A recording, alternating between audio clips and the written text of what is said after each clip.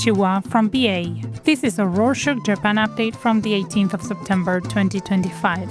A quick summary of what's going down in Japan. On Wednesday the 17th, newspaper Asahi Shimbun said that according to an anonymous government source, Japan will not recognize a Palestinian state for now, reportedly to maintain ties with the US and avoid provoking Israel. This is different from countries like Britain, France, Canada, and Australia, which plan to support Palestine's recognition at the UN. While Takeshi Iwaya, the foreign minister, said Japan is still figuring things out, the chief cabinet secretary said that Israel's assault on Gaza was alarming and that humanitarian action is needed. The UN will hold a meeting about the matter next week in New York, but Prime Minister Shigeru Ishiba will likely skip it. Online reaction has been mixed, with some supporting Japan's stance, others saying that the country is just caving to the US. The whole issue also had many wondering if Japan could make a difference at all. Speaking of Prime Minister Sanae Takaichi, a lawmaker and former Minister of Economic Security, announced on Thursday the 18th that she will run in the Liberal Democratic Party leadership race to succeed Ishiba. Takaichi hopes to become Japan's first female prime minister. According to recent surveys, she is one of the frontrunners alongside Shinjiro Koizumi, the agriculture minister. Other candidates include Yoshimasa Hayashi, the chief cabinet secretary, and Toshimitsu Motegi, the former foreign minister. Hayashi said he would make sure Japan's wages went up while rejecting tax cuts, while Motegi said that he would focus on tariff talks with the US. Takaichi is a favorite online, with many saying she seems like she would be a good leader, but her candidacy has also raised questions of whether Japan would be willing to elect a female leader.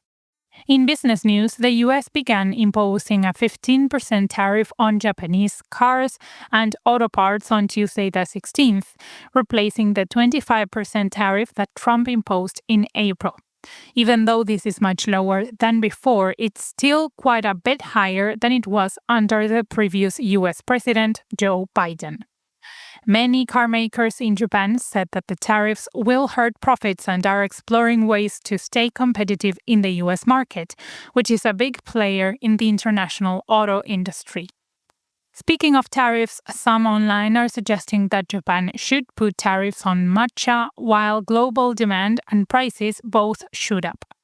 Premium Japanese matcha prices are up 75%, with the price of lower grades rising 30 to 50%, mainly because of poor harvests in Japan, labor shortages in China, and US tariffs on imports from both countries.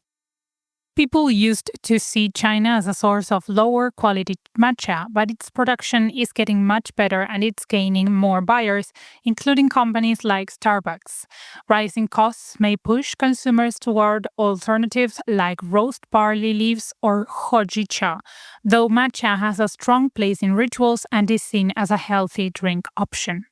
A lot of the matcha hype comes from social media, which raises questions about how long the fad will last, but quite a few still see it as an affordable luxury.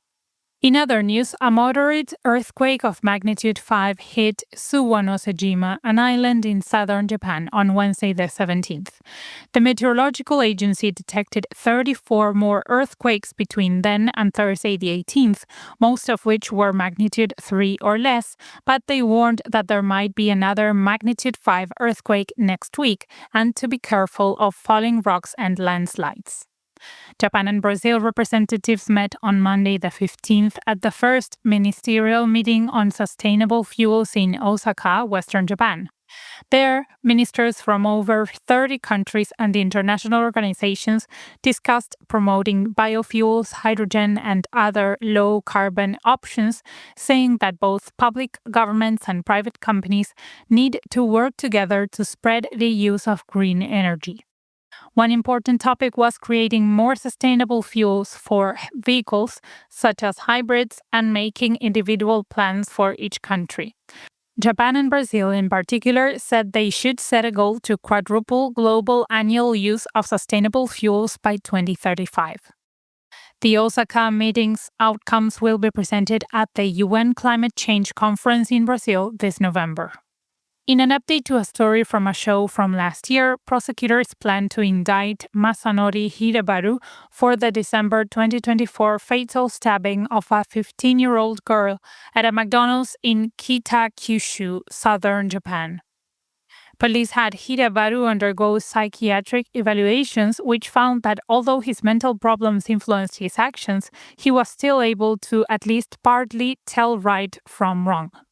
Hirabaru's first evaluation ended in April and said that he had a mental disorder, but did not say that he necessarily had no responsibility over his actions. This led to a second 5-month evaluation. Hirabaru said that he stabbed the girl and her classmate who was injured but survived because he believed they laughed at him. On Saturday the 13th, a crash on the Tohoku expressway in Kanuma, Tochigi Prefecture in eastern Japan injured 3 people, including a 2-year-old boy. Police arrested a 30-year-old Turkish national from the nearby Saitama Prefecture who caused the crash. The man had fled the scene of the accident before police arrived, but police caught him a few hours later. He admitted to driving without a license, but said that he wasn't trying to escape. He faces charges of unlicensed driving and failing to report the accident. Next up, on Tuesday the 16th, the online retail company Rakuten had its first hearing against the Ministry of Internal Affairs and Communications to overturn a ban that would prevent local city governments from using third-party websites like Rakuten to pay hometown tax donations because they give point rewards for donations. The company argued that the ministry was way overstepping with its ban, which Rakuten said was illegal. It said point rewards have been allowed for over 10 years and that there's never been a problem. However, the ministry's lawyers said that the company had no place suing over restrictions they imposed on government-related taxes and donations, and that the only people who could sue were taxpayers and local governments. Rakuten and other companies have already announced they will end point rewards to comply with the ban. Over in Western Japan, Hezumaryu, a former YouTuber elected to the Nara Assembly in July, received a verbal caution on Thursday the 18th after insulting Den Nakagawa, Nara city's mayor, during a session last week. On Friday the 12th, Hezumaryu brought up the issue of people hurting deer in Nara Park. The discussion got heated and Hezumaryu shouted at Nakagawa and asked how dare he call himself the mayor. The council issued him a warning. Hezumaryu later apologized to the mayor on Twitter and told reporters he would work to improve as a politician. In entertainment news, the newest Demon Slayer movie, Demon Slayer Kimetsu no Yaiba Infinity Castle, started showing in the US and broke records for the biggest anime movie debut, earning $70 million on its opening day and $132 million over the weekend. To lighten things up, head over to Satsuma Sendai City in Kagoshima Prefecture, southern Japan, for a 400-year-old tug-of-war festival called the Great Tug-of-War or Sendai Otsunahiki. It will take place on Monday the 22nd and involves thousands of men pulling a huge rope that may be as long as 400 meters or 1,300 feet and can weigh several tons. Locals will handweave the rope that morning, with anyone welcome to join the process, so its exact measurements won't be known until the day of. The festival is free to watch or join, whether making the rope or tugging it afterwards, and is a 10-minute walk from the JR Sendai station. Learn more from the official website, link in the show notes. And that's it for this week. Thank you for joining us. Don't forget that we do many other updates. We've got country and non-country updates, including the Arctic, ocean, and multilateral shows. Check the full list with the link in the show notes. Matane.